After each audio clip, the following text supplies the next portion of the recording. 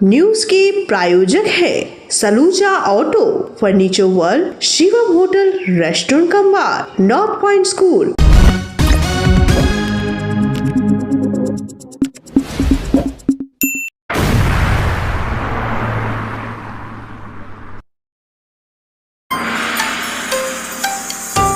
जमुड़िया दरबार डांगा बालू घाट में पूर्व मेयर जितेंद्र तिवारी के साथ बालू माफिया ने की धक्का मुक्की, पत्थरबाजी बवाल।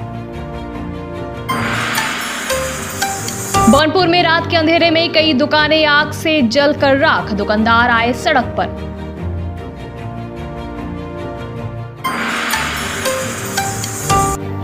आसनसोल के कुमारपुर गांव में तालाब भराई का आरोप, मेयर को गांव वालों का डिपुटेशन।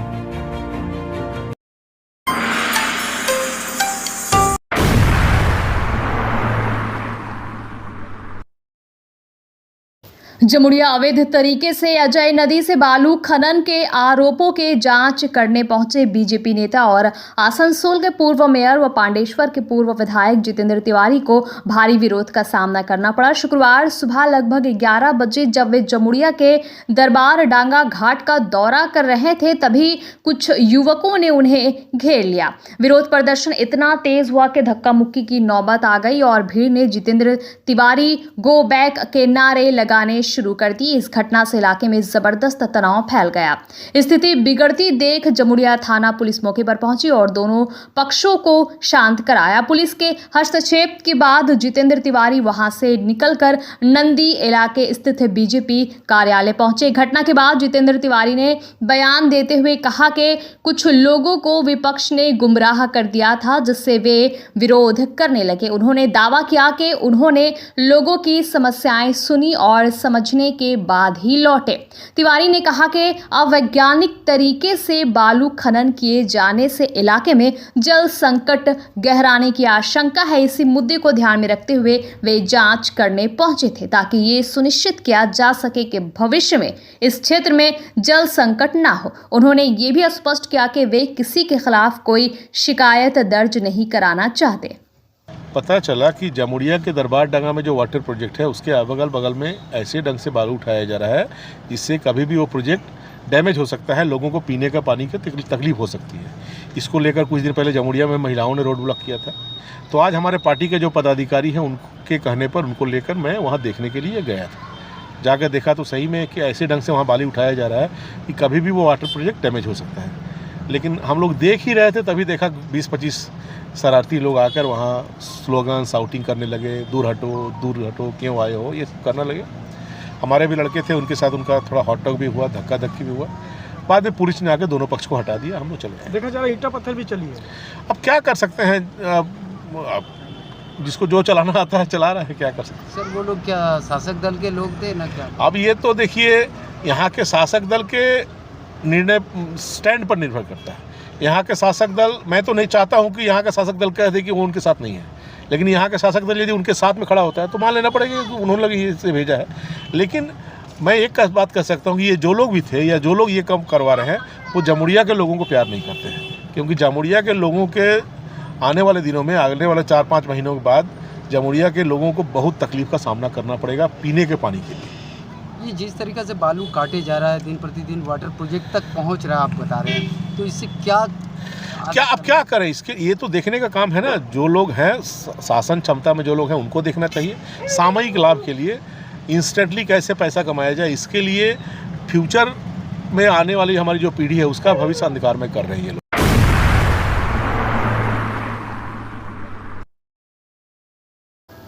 बौनपुर देर रात करीब 1 से 1:30 बजे के बीच बौनपुर में अचानक आग लगने से इलाके में अफरा तफरी मच गई। सूचना मिलते ही दमकल विभाग के अधिकारी तुरंत मौके पर पहुंचे और आग पर काबू पाने की कोशिश शुरू की। हालांकि आग लगने के कारणों का अभी तक पता नहीं चल पाया है।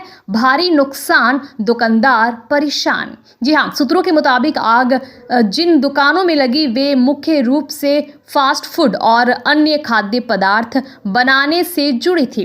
आग इतनी भीषण थी कि कुछ ही देर में दुकानें पूरी तरह जलकर राख हो गई। दुकानदारों को भारी नुकसान हुआ है और वे बेहद परेशान हैं। फिलहाल प्रशासन द्वारा आग लगने के कारणों की जांच की जा रही है। दमकल विभाग की तत्परता से आग को फैलने से रोक लिया गया, लेकिन तब तक लाखों का नुकसान हो चुका था। क्या हुआ है यहाँ? घर में सोए थे तो पता चला, आदमी लोग जाके बोला, दरवाज़ा खटखटाया मेरा, तो फिर हम आए तो देखे पूरा जला हुआ है, जल गया। कितना बजे जला था? 1:30 बजे रात से। क्या नुकसान हुआ आपका? बहुत कुछ नुकसान हो गया, सब नुकसान हो गया, सब चीज़ नुकसान हो गया। 5 दुकान जला। 5 दुकान। इसके पहले भी लगा था? इससे पहले एक बार लगा था।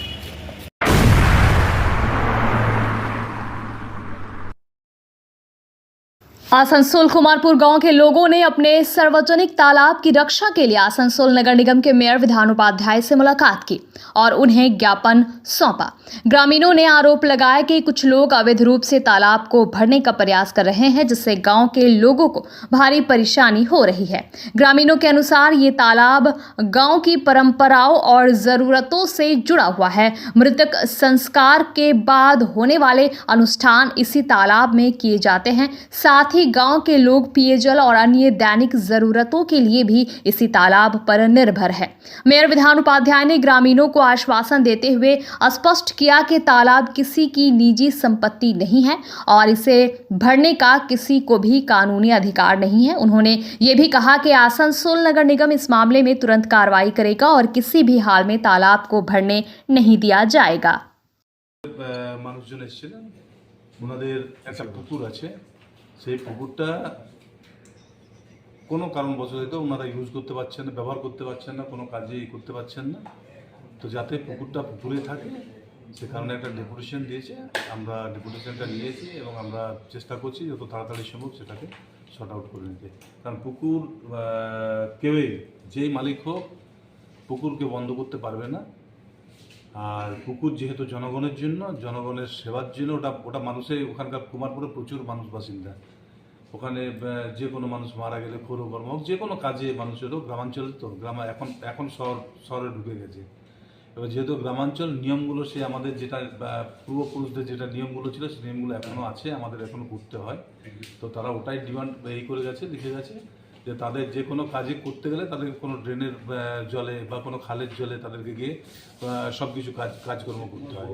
তো যাতে ওই পুকুরটা আমরা ইউজ করতে পারি এবং পুকুরটাকে একটু দেখে সুন্দর করে করার জন্য ওনারা অনুরোধ করেছেন।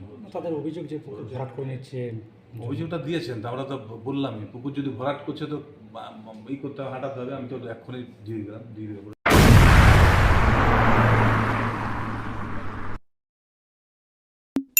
Fair Education's Point, the perfect place for development and growth of your child. Our facilities, best in class infrastructures, holistic educations, multidisciplinary extracurricular activities, swimming pool, smart class, karate, abacus, transport facility, well-educated teachers teach your child. Make your child bright future, then contact us. Fair Education Point, Sataisha Bus Stand near Mine Rescue Station, Sitarampur. Furniture world শুধু নামই নয়, সত্যি ফার্নিচারের world. একটা দুটো নয়, পুরো 4টে ফ্লোরই শুধু এক্সক্লুসিভ ফার্নিচারের সম্ভার পাবেন। প্রত্যেক ফ্লোরে আছে চোখ ধাঁধানো ফার্নিচারের বিশাল সম্ভার, তাও আবার 20% ছাড়ের সাথে। चांदा मोड़ स्थित प्रतिष्ठित अंग्रेजी माध्यम के आसनसोल नॉर्थ पॉइंट स्कूल में नर्सरी से क्लास 9वीं और 11वीं के लिए प्रवेश खुला है। ऑनलाइन नामांकन की भी सुविधा। स्कूल में सारी आधुनिक सुविधाएं उपलब्ध हैं। Air condition computer lab, air condition auditorium, swimming pool, पूरे स्कूल कैंपस में सीसीटीवी निगरानी, स्कूल ट्रांसपोर्ट की भी सुविधा। संपर्क करें आसनसोल नॉर्थ पॉइंट स्कूल में।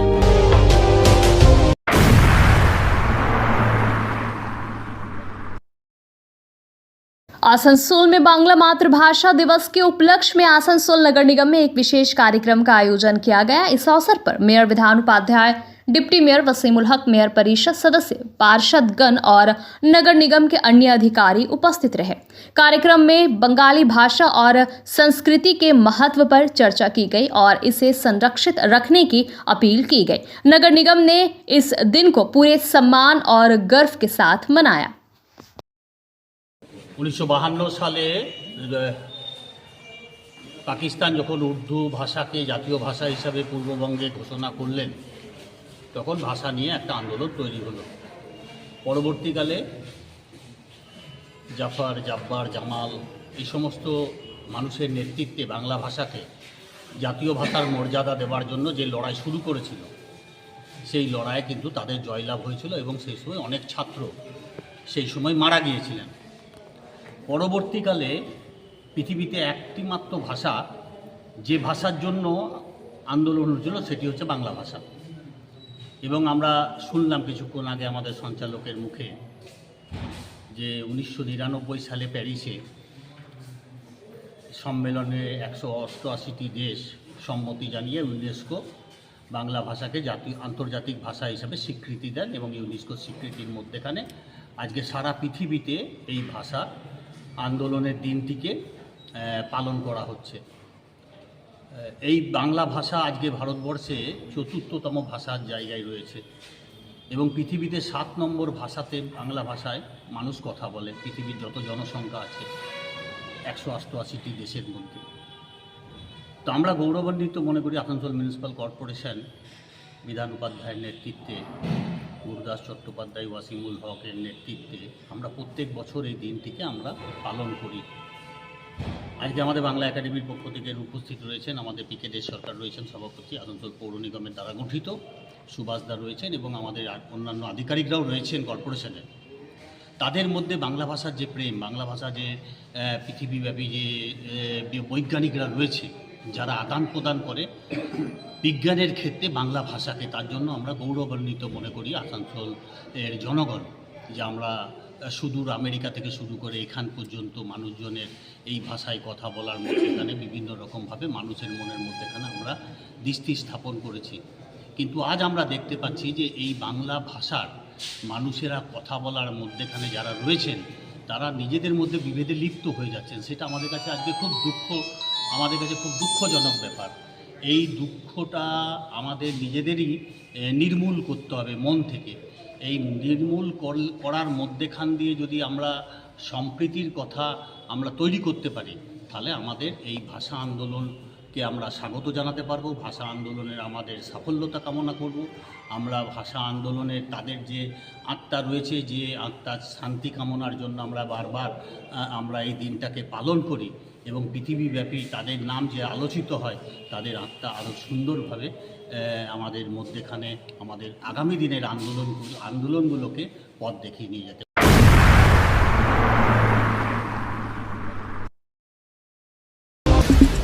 न्यूज के प्रायोजक है Saluja auto, furniture world, Shivam hotel, restaurant cum bar, north point school.